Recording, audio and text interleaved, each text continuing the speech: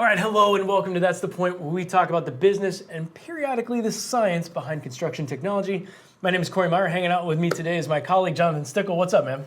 Doing well. Glad to be here. All right, let's get into this. So we get a fair amount of questions about environmental conditions and the use of construction technology, which makes sense because we always say this is an investment, but we also work in the real world. And these tools are designed to work on construction sites out there in the real world. So in talking about whether your equipment is ready for a particular environment, rather than going through every single possible use case that we might come up with and imagine, it's sometimes easier to just set some parameters as far as what type of environment's okay and what the equipment is actually tested to. Exactly. And so today we're here to talk about the two most common types of environmental conditions that you'll typically see on a job site, and that is dust and water. That's deep thought, right? Because that's actually what we see on every job. And that's what makes us nervous is we see dust, we see dirt, we see stuff in the air, and then we also see obviously the water side of it. And we wonder, is this gonna work? And so with using these two most common elements, we wanna talk about how the equipment is designed to work within those. And luckily, engineers have realized this, and that's why dust and water has been something that's been quantified, qualified, and tested against a standard, which engineers and smart people that are not us have defined kind of as the ingress protection standard, or IP rating. And so you'll see this as you look in different documents, but understanding this rating will help you understand the different types of environments your equipment has been tested and is ready to tackle. And it's written as an IPXX. That means it's been tested to ingress protection standard. Right, and so those two X's, right, it's a two-digit code that comes after the IP, and you'll see it, all of Trimble's stuff publishes against the IP standard. And so that first number, so that first X, is actually your dust protection number.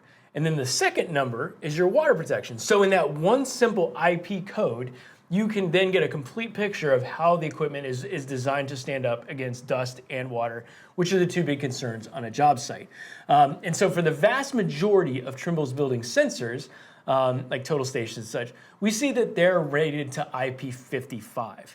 So when you're going through this in your head, just know that the RTS, the RI, all that stuff is an IP55 rating, while most of the tablets and handheld computers, we find those conform to what we call IP65, which, okay, what does that mean?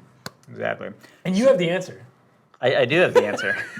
So remember, the first number of the two is the level of dust ingress. A rating of 5 means that a product is dust protected. So in the real world, some dust can enter into the unit, but it's been tested to not interfere with the operation.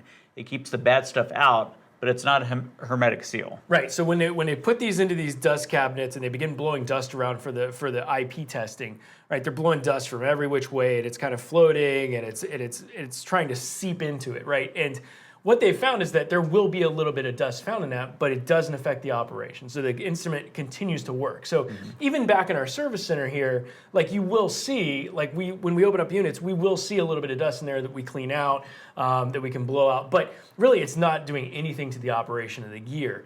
Back in the day, I remember they thought that all dust was bad, and so they went through crazy lengths to hermetically seal this unit, to put like positive pressure with nitrogen gas to keep everything out, which was awesome. It was pristine until it wasn't. When that seal failed, then the unit would just reflexively suck all the bad stuff in, and that's when they learned that maybe it's just better to learn how to work with a little bit of dust in there. So a dust rating of 6 refers to dust protected. So if any dust even enters the unit, the test fails. So these are effectively sealed off. Most Trimble tablets and handhelds use IP6 for this reason. Yep, and that's exactly right. So obviously with a handheld computer, we've just got a couple ports on it. It's really easy to be able to seal those, so we can expect that there's no dust whatsoever in those units over use on a job site. So, and then let's jump over now to the second number, which is the water rating. And so for discussion today, most of our gear is rated for water as IP, and then that second number, there's first number, and the second number is going to be a 5. And under this standard, that means the equipment can sustain water jets spraying the product from no less than 3 minutes from any angle without affecting the equipment, which is a rather robust test if you think about it. Yeah, I mean, it's definitely an important point because 3 minutes of a direct assault from a water jet is more than just a light drizzle. So you kind of get a complete picture of the environmental conditions that your gear is ready to handle. I mean, you can be standing next to a concrete saw 10 feet away, like, not a problem. You know, if it's like drizzling outside, not a problem. If you happen to knock your robot into the bay, that is a problem. Right, yeah, that's more than the water jet Yeah. for 3 minutes, right? So submersion would be bad. And it's important to note that each unit has on these data sheets, now when you look at them, you can easily understand where that falls. And I mean, we have like different instances. So the R780 that just came out, like it's actually rated to an IP68, which means that it is dust protected and it can actually survive for an hour with 1 meter deep of water. Like it's crazy what it can do. So it's important now that as you look at the data sheets to kind of understand how each piece of equipment would fare in the real world.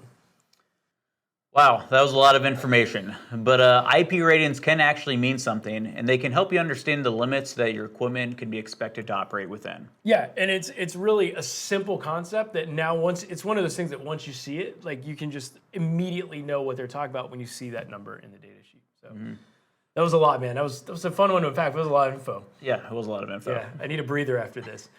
Don't forget, smash the subscribe button. Ensure you don't miss all the latest tips, tricks, and pointers. Thanks for watching, and we'll see you next time on That's the Point.